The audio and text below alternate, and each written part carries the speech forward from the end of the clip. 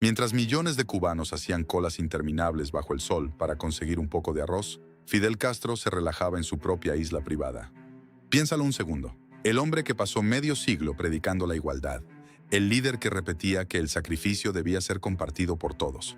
El revolucionario que prometió destruir a las élites, vivía exactamente como una de ellas. Ese lugar se llama Cayo Piedra, una joya escondida, protegida por radares de la seguridad del Estado y accesible solo para el círculo más íntimo del comandante. No aparecía en los discursos. No existía para la televisión cubana. Era un secreto de Estado protegido con fusiles. Porque si el pueblo descubría la verdad, la narrativa se caía a pedazos. Porque si el pueblo descubría que mientras ellos pasaban el periodo especial, su líder tenía delfinarios privados y embarcaciones exclusivas, la narrativa se caía a pedazos. Aquí es donde la historia se vuelve oscura.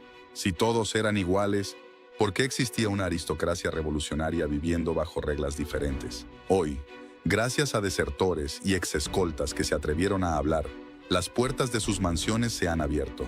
Y lo que hay dentro no es una revolución, es una monarquía moderna. Pero Cayo Piedra era solo el principio. Lo que hacía su familia en las sombras es algo que te hará cuestionar todo lo que creías saber sobre Cuba. La imagen de Fidel Castro no fue un accidente, fue una construcción quirúrgica. Durante décadas, el mundo vio lo mismo. Uniforme verde olivo, botas militares y discursos de 7 horas. Parecía un hombre que había renunciado a todo por la revolución. Pero el verdadero combustible de este sistema no era el dinero, era la legitimidad. Mientras tú creas que tu líder pasa la misma hambre que tú, el sacrificio se vuelve soportable. Las colas y la escasez tenían una justificación. Todos estamos en el mismo barco. Pero mientras las cámaras veían lo que el régimen quería, en las sombras crecía un universo prohibido para el cubano de a pie. Hospitales VIP, tiendas con productos extranjeros y residencias que no aparecían en los mapas. La revolución no eliminó los privilegios, simplemente les cambió el nombre. La vieja oligarquía fue reemplazada por una nueva aristocracia de uniforme. Aquí es donde la máscara se cae por completo. Si la sociedad era igualitaria, ¿por qué los hijos de los generales y los nietos de Fidel vivían bajo reglas que para el pueblo serían motivo de cárcel?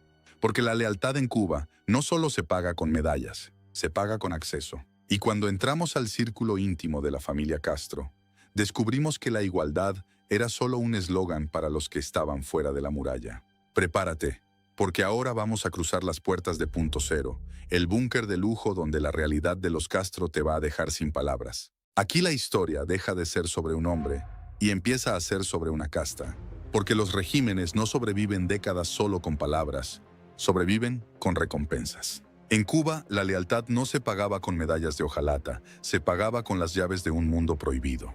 Hablemos de nombres propios. Antonio Castro Soto del Valle, el hijo de Fidel. Mientras tu familia en Cuba pasaba meses sin ver carne de res, Tony era captado por cámaras en el Mediterráneo. Hoteles de lujo en Turquía de $1000 la noche, yates privados y torneos de golf exclusivos. La pregunta no es solo cómo lo pagaba, sino con qué cara le pedían al pueblo un último esfuerzo. Mientras el heredero del comandante vivía como un magnate de Silicon Valley. Pero la familia es solo la punta de la pirámide. Alrededor de Fidel se construyó un muro de hierro, los generales y altos mandos de la inteligencia. Para ellos no había apagones. Para ellos no había escasez de medicinas. Existía una red de tiendas especiales y clínicas VIP donde los estantes estaban llenos de productos importados, que el cubano promedio solo veía en películas extranjeras.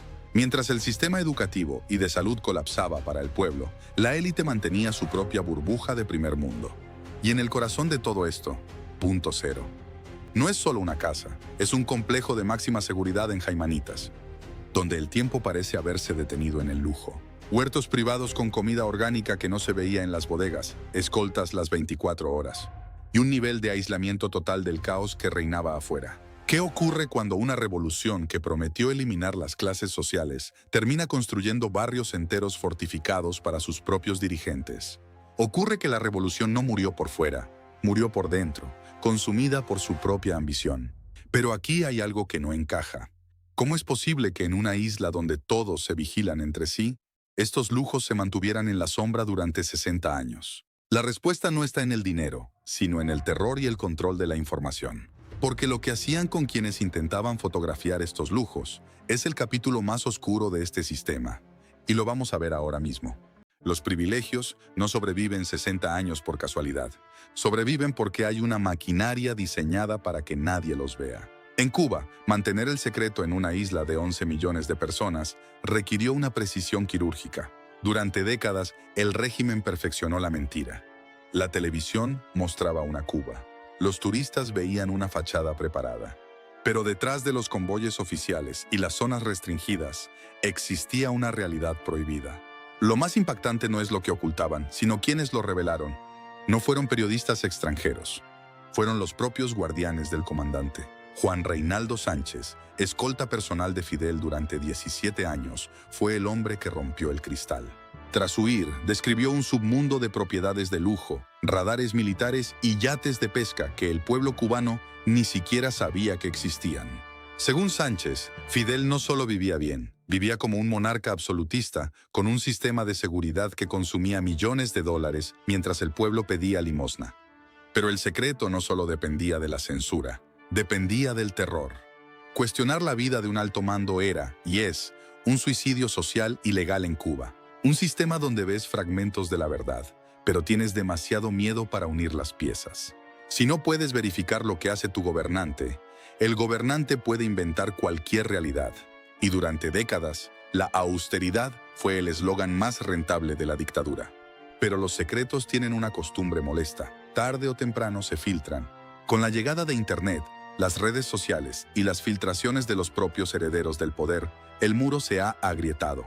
¿Cómo se puede exigir sacrificio colectivo desde una mansión con aire acondicionado y comida importada? Porque el final de este viaje no trata solo de mansiones.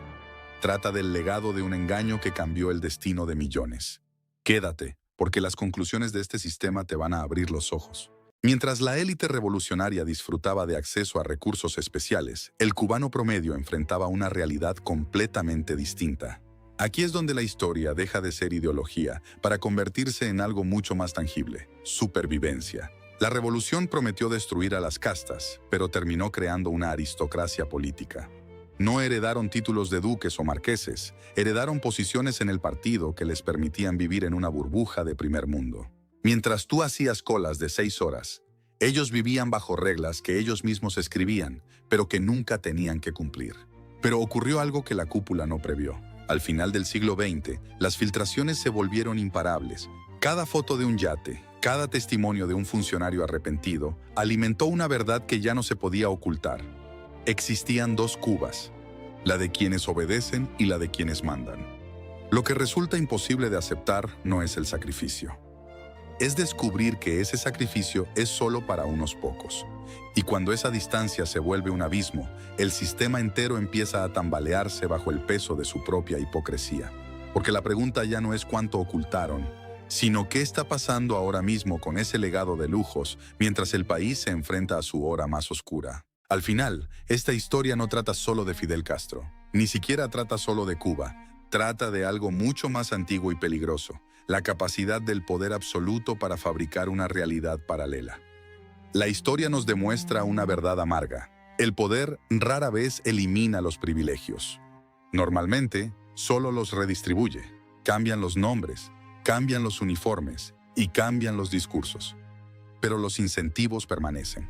La gran ironía de Fidel es que dedicó su vida a denunciar las desigualdades del pasado, sin darse cuenta de que su propio sistema terminó creando una casta tan intocable como la que prometió destruir. Para el cubano que pasó décadas haciendo colas bajo el sol, enfrentando apagones o viendo a sus hijos huir por el mar, la pregunta no era política, era personal. ¿Realmente compartimos el sacrificio o simplemente hubo ciudadanos más iguales que otros? Quizá la lección no es sobre una ideología de izquierda o derecha, es sobre la naturaleza humana. Es sobre lo que ocurre cuando un grupo de personas permanece demasiado tiempo cerca del poder. Sin supervisión, sin prensa libre y sin límites. Ahora te toca a ti.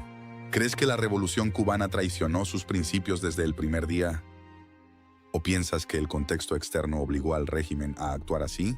Déjame tu análisis en los comentarios. Los leo todos. No olvides suscribirte para seguir destapando lo que otros prefieren mantener oculto. Gracias por acompañarme en esta autopsia del poder.